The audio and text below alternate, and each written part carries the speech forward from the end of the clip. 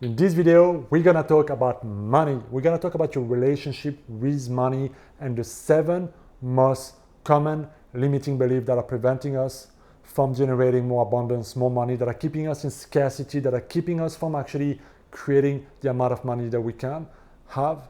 And so in this video, what I'm gonna do is that I'm gonna give you the 7 most common beliefs, and I'm gonna challenge those beliefs for you so that you can start to see things differently, shift your perception, shift your belief system, and hopefully completely transform your relationship with money. Because remember this, life is a reflection of your belief system. And so ever since you were born, how you grew up, we all had this very intimate relationship with money. We saw our parents, we saw our family, we saw our society, we saw our own experiences of money. And for a lot of us, money equals fight. You know, maybe your parents divorce or fight or argue about money, or maybe there wasn't enough money, or maybe it was always hard to pay the bills, or there was things happening, and everything seems to be always resolving around money. So it's easy to take on a negative aspect, a negative relationship, a negative belief system around money, and without us realizing what it does is that we're keeping, perpetuating, reaffirming into our future those belief systems, because we live and project what we believe.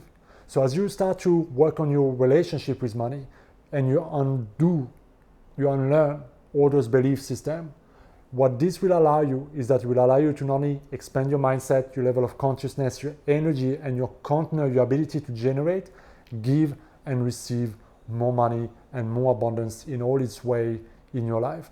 But you cannot harbor those old negative beliefs and generate more money into your life, because it's a direct conflict. And remember, one of our deepest needs is to remain consistent with the way we see ourselves and with our belief system. All right, so let's go straight into the first belief, and this is that money is the root of all evil. Money is bad, money corrupts, money is nasty, all the problems are because of money. And this is a very old belief, but it's a false belief.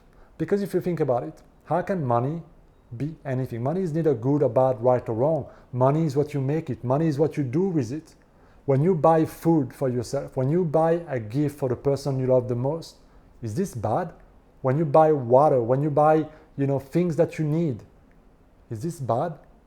So it's like electricity. When you use it to power your house, is it bad?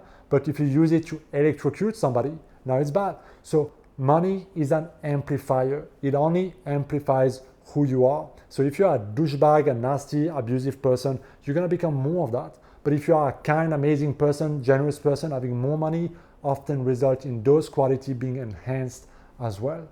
But money is only what you think of it and what you do with it. So if you think that money is bad, you're gonna screen everything around you and you're gonna only pick up things that are bad around money. But if you start to see that money generates choice, freedom, love, generosity, contribution, kindness, and can help a lot of people, you're gonna screen out that in your experience and you're gonna multiply those things as well. So money is only what you make it be. The second belief about money, and it's a very prevalent one, is that money is hard to make. Money is difficult to make. Money takes long work, longer hours, more jobs, sacrifices, pain, hard work, hustle. All these type of things makes us feel like it's so out of reach. It's so much effort. It's so tiring. It takes so much of us to make more money in our life. But is this really true? Because I know from my personal experience that today I still work the same amount of time that I used to a couple of years ago, but that my income has increased quite a lot. So what does that mean? Is that I'm able to generate more money without working harder. In fact, with AI and all those tools that I have now, I can work less and easier. So if you're able to work smart, if you're able to leverage your skills, talent, and ability or product or services and provide massive value and package your services and your product to provide massive value for people, because the more problem you can solve, the more money you can make. The bigger problem you can solve, you can say that the most amount of money you can make, because this is when people want to pay the most money. And if you think about your life, where you spend your money is because it is solving or giving you something, and that's why we exchange money. So you can work smart and make way more money than you can ever believe. But you have to be able to undo that belief system, because otherwise you will be trapped in always feeling like I need to work more, I need to work more. Work is always the only solution. And what you're going to see is that you're not going to see the other opportunity that align to you, because you live what you believe. So if you think like hard work, more work is the only way to success, that will be your pattern, that will be your strategy, and you're going to do everything in your ability to prove yourself that you're right. So undo that belief system and tell yourself that I can make more money by being smart. I can make more money because I deserve it. I can make more money because I have so much to give that people need. And you can change things quite a lot in your life. Belief number 3 is about rich people, right? You probably heard that rich people are greedy, that rich people abuse other people, they take advantage of people, that if you have more money, people will leave you, or people will only love you for your money. And if you look at movie, TV shows, you will see that in almost every movie, it's always a rich people who wants to fuck up the world. You know, the person who's evil, who has a master evil plan somehow, is always loaded somehow. They're never poor and broke and something, you know, they're always rich, or they're wealthy, or they're on top, and they kind of want to fuck up everything else. So what it does is that it creates this massive hypnosis telling us that rich people are greedy. Don't be rich because you'll be bad. Don't be rich because you've been lonely. Don't be rich because of all these things, right?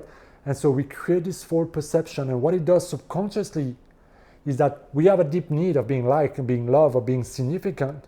And so if you equate, money and being rich with loneliness and betrayal and suffering, more money, more problem, you are going to do whatever you can to sabotage you being in this situation. Because again, you're gonna remain consistent with your belief system. But you gotta remind yourself again that money is nothing more than an amplifier. There's a lot of people who are extremely rich, who are extremely kind, extremely generous, who have amazing friends and relationships. And there's a lot of people who are poor, who are nasty, aggressive, deceitful, bad, and all these kind of things. And vice versa, right? So there's no perfect blueprint for who's bad, who's right, who's wrong. Money only amplifies who they are. But I tell you this from personal experience, money creates more possibility, more choice, more freedom, and lack of money creates more desperation, more despair, more anxiety, more fight, more conflict. And so it's all about your perception. You can be rich and you can be amazing and you can be loved and you can have an amazing friendship, but you gotta start seeing that all of this is a possibility, and you gotta stop judging other people who have a lot of money. All right, let's go into the next belief. And belief number 4 is that you need to be greedy. You need to take advantage of others, or you need to abuse them somehow to make a lot of money. And this comes from the very limited, narrow belief system that there is only a certain amount. There's not enough for everybody. So if I want to be rich, or if I want to have more money, I need to take from somebody. And if I take from somebody, they're gonna be hurt somehow. They're gonna be affected somehow. And then I'm gonna be a bad person, or then I might feel guilt. In this belief system, and a lot of those actually, there's a lot of guilt. There's a lot of fear. There's a lot of shame. Yeah? And so we wanna avoid this because we don't wanna be a bad person. We don't wanna lose significance. But again, this is not true. It's not the full truth, because if your product, service, whatever you're doing to provide value to others, if it's really adding value, if it's really solving problems, if it's really helping others, if it's really creating a win-win, then it is your duty to help other people. Because I guarantee you that otherwise other people will go and find somebody else who can help them, right? So you also have to see that life, God, the universe, is not limited.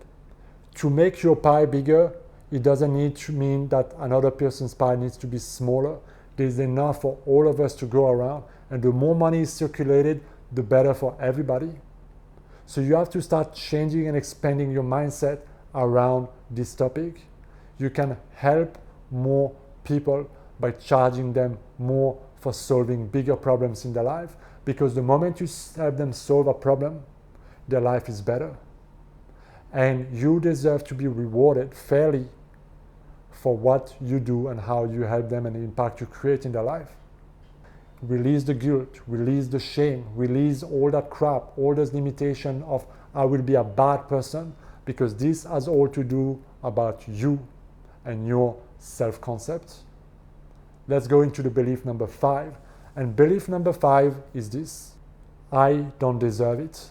I can't be rich. I can't make it. I'm not good enough. This one is deeply rooted in your self-concept, in your sense of identity. Somehow, at some point, in some ways, you've created a boundary somewhere where you feel like, I can't be rich. I'm not worthy. I don't deserve it. I'm too stupid. I'm not like them. I'm different. It came from a past experience or past experiences somehow, or you've learned it from your parents or from society.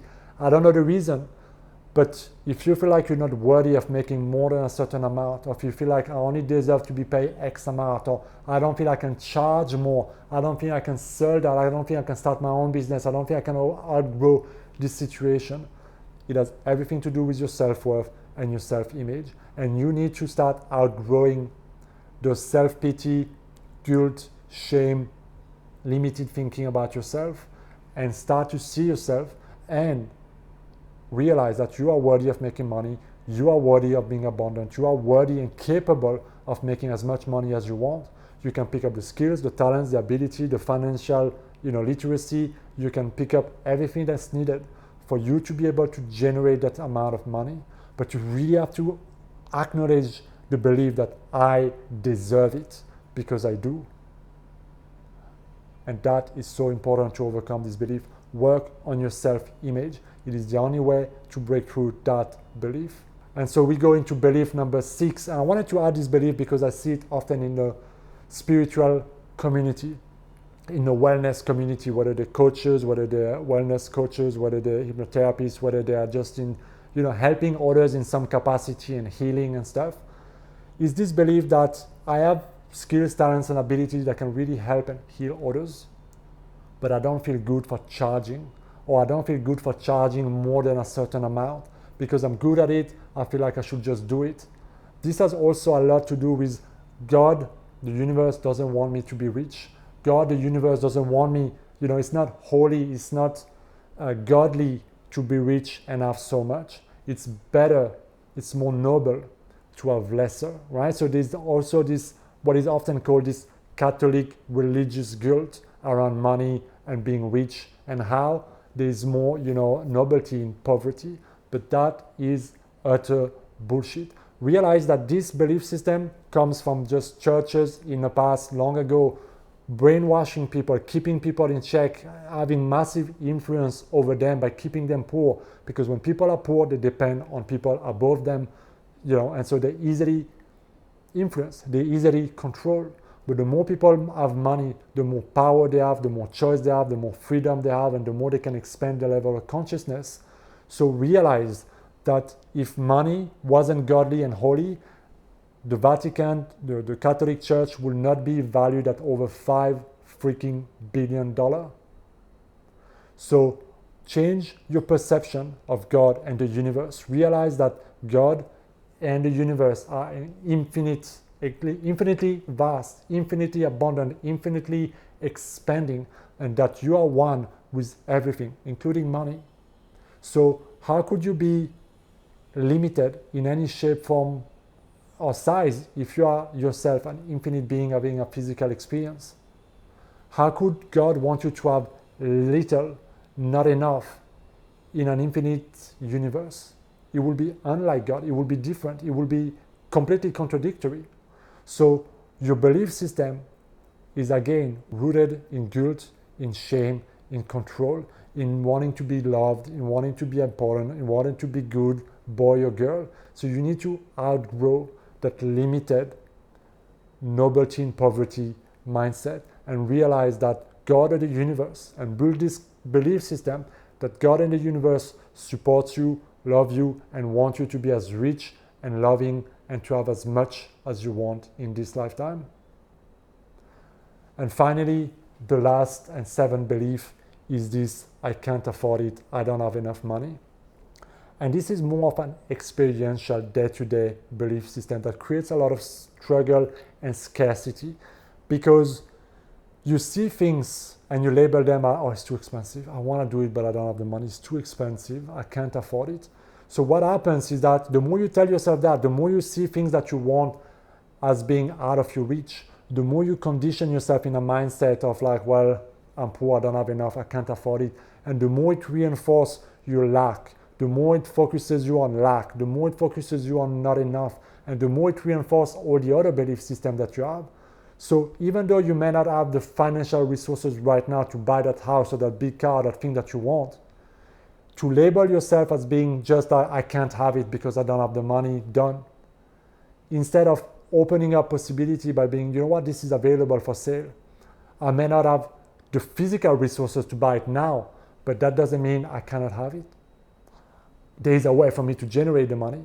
There is a way for it to come into my life without me paying for it or generating that money, because life can happen in endless ways. And we all have experiences of that, where you receive amazing gifts, where you receive amazing things in your life that you really wanted. But you need to open yourself for abundance. You need to open yourself up for possibility. You need to open up your mind to be like, you know what, I want it, I deserve it, it's available, and so I'm gonna get it. I don't know how, but there is a way. I will generate the money, I will find a way, I will make it happen, and life will find a way for me to get it under grace for all. So when you go from I can't, I don't have enough, it's too expensive, and you go into that little box and you never think outside the box, you will always remain in scarcity. You will always remain thinking about there's just so much I want, but there's always never enough. But if you start to think greater, and if you start to think in terms of possibility, I can have it, I don't know how yet, but I can generate it, I can make the money, I can manifest the connection, I can create it somehow, it will come in a way that's best for me. Now you create in your mind the possibility, the suggestion that this is for me, this is a possibility, this I have faith, this I set my mind to, this I'm getting it. And that attitude changes everything, because it takes you out of the box into a way bigger ocean where everything is possible for you. And that is the difference between scarcity, lack, and not enough, and an abundance mindset where you actually see yourself able, resourceful, and able to generate, manifest, and create whatever it is you want, even though you have no idea how it's going to come about. Those are the 7 most limiting beliefs, guys. I want to keep this video nice and short, so thank you for watching these videos. Watch this video again, reflect, look. Where in your life do you harbor any of those 7 beliefs? How is it affecting you? How is it affecting your choice, your decisions, your actions, your energy? And then start to challenge those beliefs. Start to think greater. Start to expand your belief system, your perception, your thoughts, and start to show up in your life differently. When you start to do that, your relationship with money will change. And when your relationship with money will change, everything starts to change. But it has to change first until you are able to see it in your reality. And then you will know the circle is complete. And then you can just spiral up and up and up, because there's always more level of wealth and abundance available for all of us. Let me know what you think down in the comments, guys. If you enjoyed this video, make sure you hit the subscribe button. Help me grow this channel. And as always, I will see you in my next video. Be well.